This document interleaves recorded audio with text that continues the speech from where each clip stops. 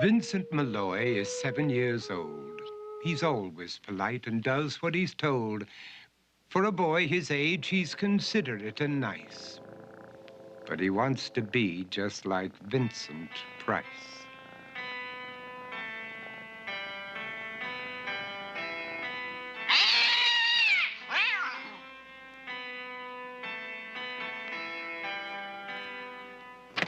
He doesn't mind living with his sister, dog, and cats, though he'd rather share a home with spiders and bats.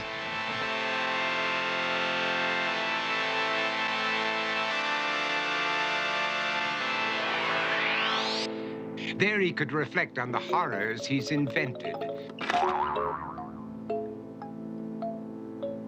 and wander dark hallways alone and tormented.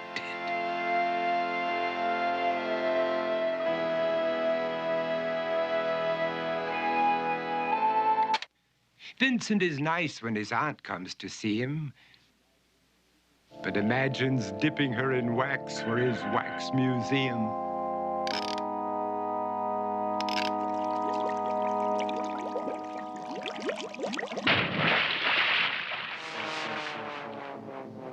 He likes to experiment on his dog, Abercrombie, in the hopes of creating a horrible zombie. So he and his horrible zombie dog could go searching for victims in the London fog. His thoughts, though, aren't only of ghoulish crime. He likes to paint and read to pass some of the time. While other kids read books like Go, Jane, Go, Vincent's favorite author is Edgar Allan Poe. One night, while reading a gruesome tale, he read a passage that made him turn pale. Such horrible news he could not survive, for his beautiful wife had been buried alive. He dug out her grave to make sure she was dead, unaware that her grave was his mother's flower bed. His mother sent Vincent off to his room. He knew he'd been banished to the Tower of Doom, where he was sentenced to spend the rest of his life alone with the portrait of his beautiful wife.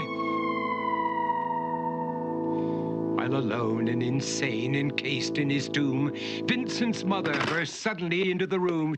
She said, "If you want to, you can go out and play. It's sunny outside and a beautiful day."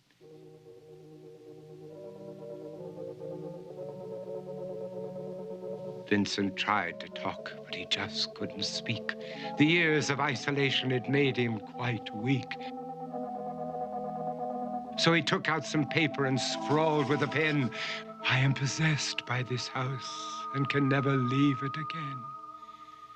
His mother said, "You're not possessed and you're not almost dead. These games that you play are all in your head. You're not Vincent Price, you're Vincent Malloy. You're not tormented or insane, you're just a young boy. You're 7 years old and you are my son. I want you to get outside and have some real fun." Her anger now spent, she walked out through the hall. And while Vincent backed slowly against the wall, the room started to sway, to shiver and creak. His horrid insanity had reached its peak.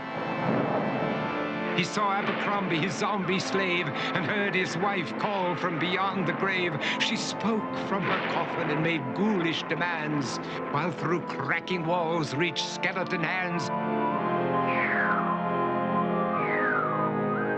Every horror in his life that had crept through his dreams swept his mad laughter to terrified screams. To escape the madness, he reached for the door, but fell limp and lifeless down on the floor. His voice was soft and very slow as he quoted The Raven from Edgar Allan Poe.